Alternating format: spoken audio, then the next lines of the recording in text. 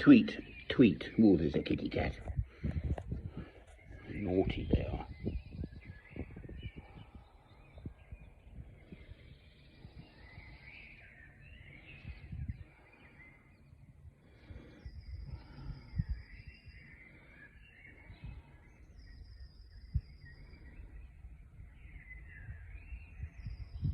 Why do birdies tweet? Sing.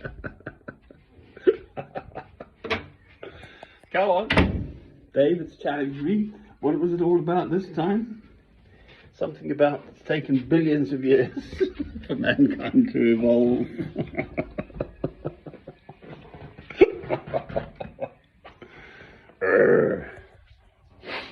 Trusty copper kettle.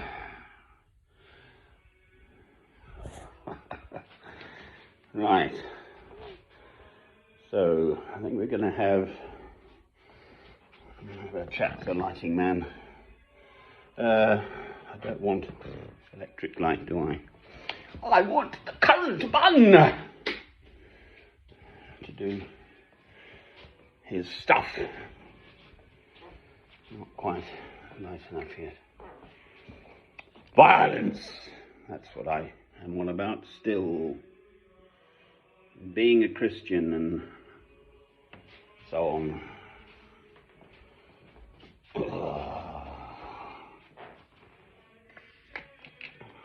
Amongst the company. Mulieribus is the women. Dixit. Mulieribus, thus said the women. Doesn't a certain Mr. Boris Johnson, the Prime Minister of Britain, he show off speaking Russian, for heaven's sake? Where did you learn that? Clever clogs.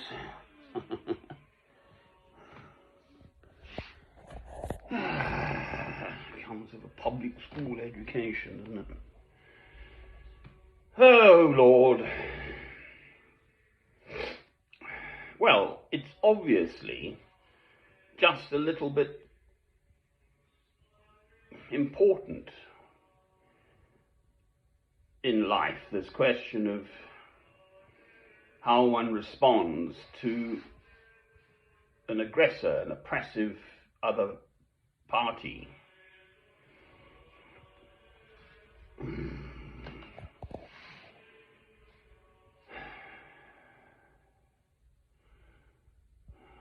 Well, I was looking into the history of the Cossacks slightly. I think they're the sort of independent part of what's known as the Tartars. Much bigger, and they're just independent. And wondering if what's going on now between Russia and Ukraine isn't, in part at least, inspired through vengeance for earlier attacks the other way from the Don, the river Don. Was it Dnieper? I don't know. Both, maybe. There's this fertile plain in that sort of central area there, which has been fought over for centuries. And then the airtime devoted to this current atrocity, the killing of innocent civilians at the railway station in the east somewhere of Ukraine by purportedly a Russian missile, but also allegedly a Ukrainian one, just to confuse and muddy the waters.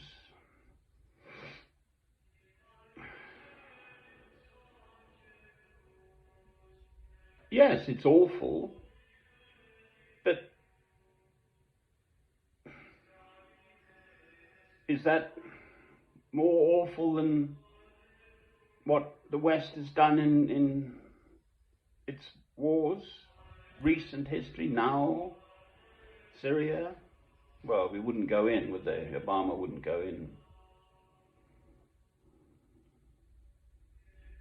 But absolutely the second war in Iraq. Just because you totally blast people to death from the air, does that make it any better or worse or whatever? Or if you turn up at their front doors and shoot them or starve them to death? I've just looked at this. Holodomor, right? 1932 to 33, I think. There was a deliberate policy by Stalin, I believe, to try and starve these independent types, the Cossacks and so on, to starve them all to death within less than 100 years.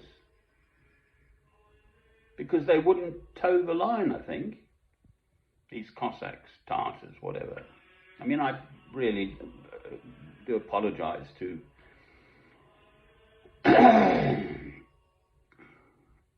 anyone who actually knows about the history of this region, because I don't. I don't have an inbuilt background in it. I do, as it were, for Britain.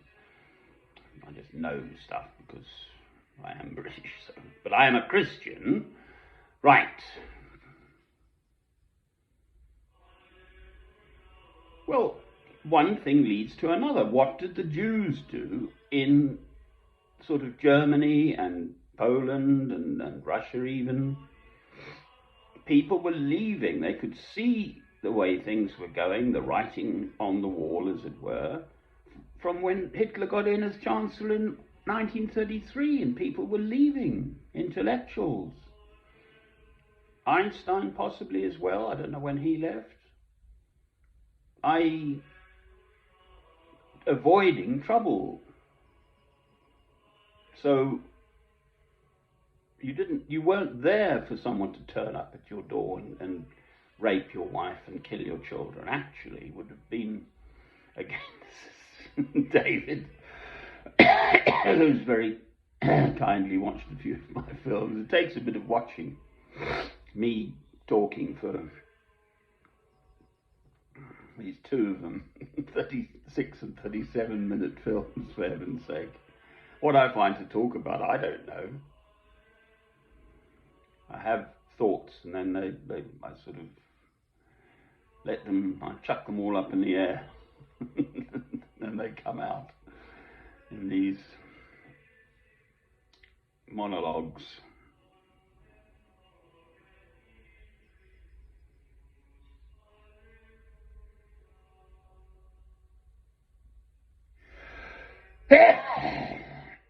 Passing angel. I haven't been faced with this. I don't have. Well, if I saw something like that encroaching. I mean, British history,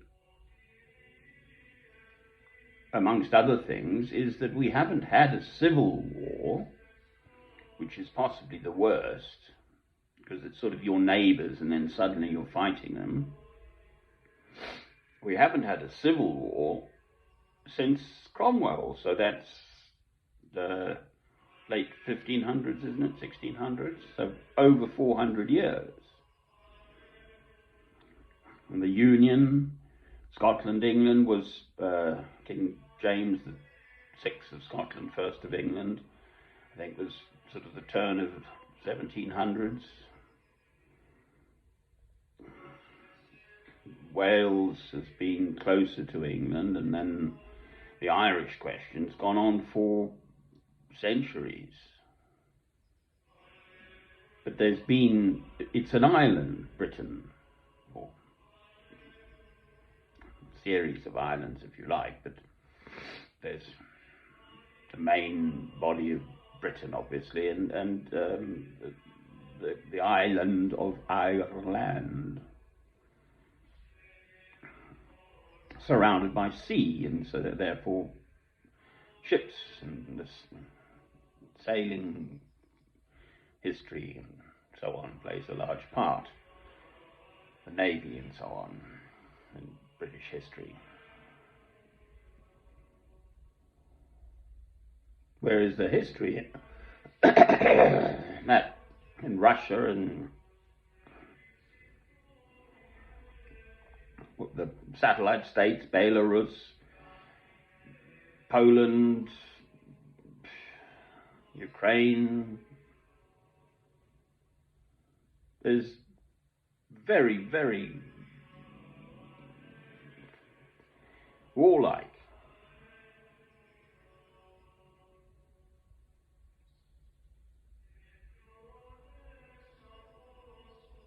Holodomor, I think it is.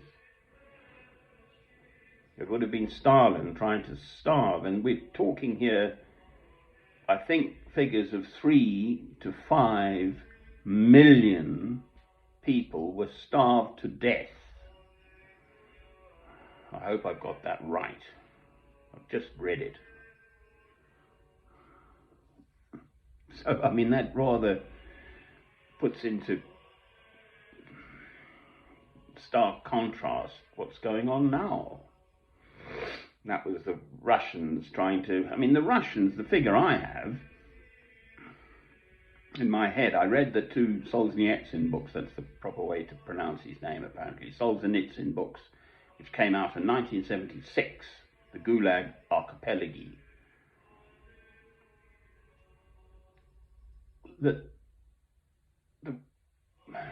Well, there were Holocaust, 6 million Jews is the sort of figure generally quoted. Russians apparently lost something like 20 million people in the Second World War, the duration of it. But actually, throughout from 1917, the Russian Revolution, through till the 60s or something, under the communist regime in Russia, the figure I have is 300 million people died.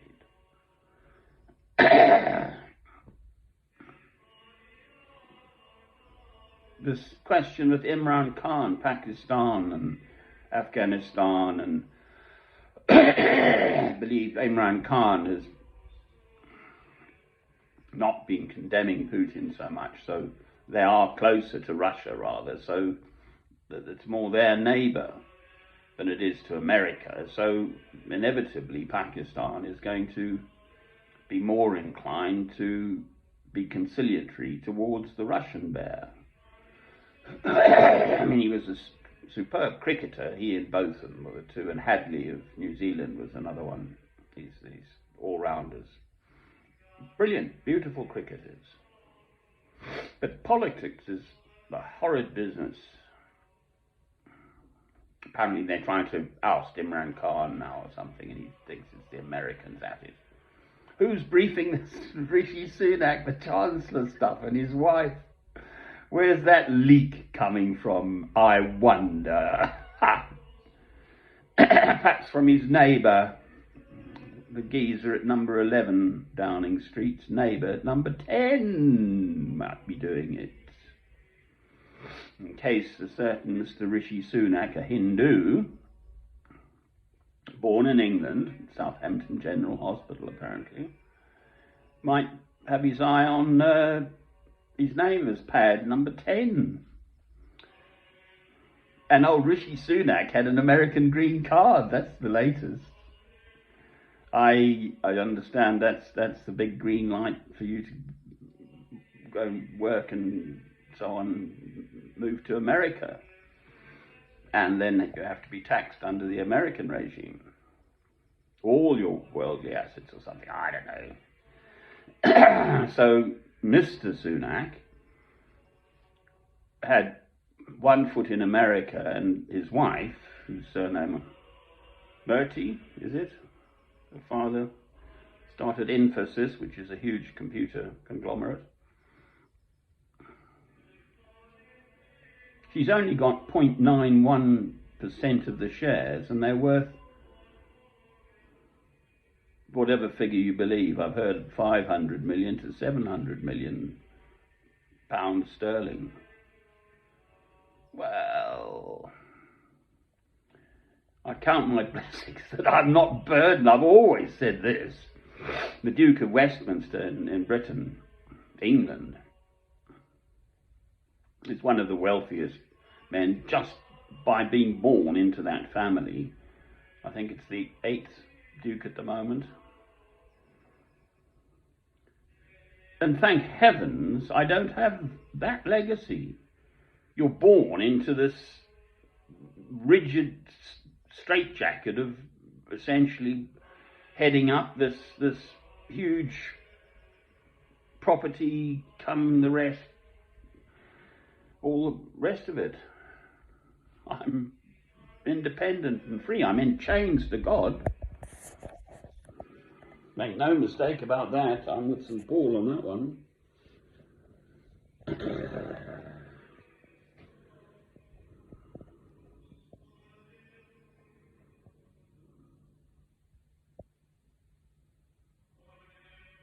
Polycarp. Here we go. It was Augustine of Hippo. So this is in a film I've just mentioned. Hippo came to my mind for some reason. So I looked him up. But it was actually, I was thinking of Polycarp, who lived to the age of 86, it's believed, and would have known John of the Gospel, St. John, the author of Revelation. So he was born in AD 50 or something, lived and had been a Christian essentially all his life, and was going to be burnt at the stake for it, and God blew the fire out, so they came and killed him anyway. But the story goes that they said to him, well, renounce your Christianity, and I believe that is actually what Polycarp means when translated, someone who will not renounce their faith. He said, I've been a Christian all my life, I'm hardly going to stop now, am I? So, as with Stephen, the first martyr, Polycarp had his spirit just set.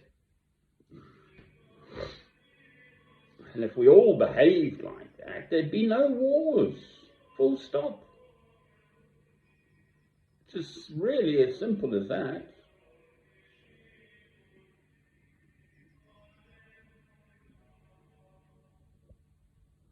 Amen.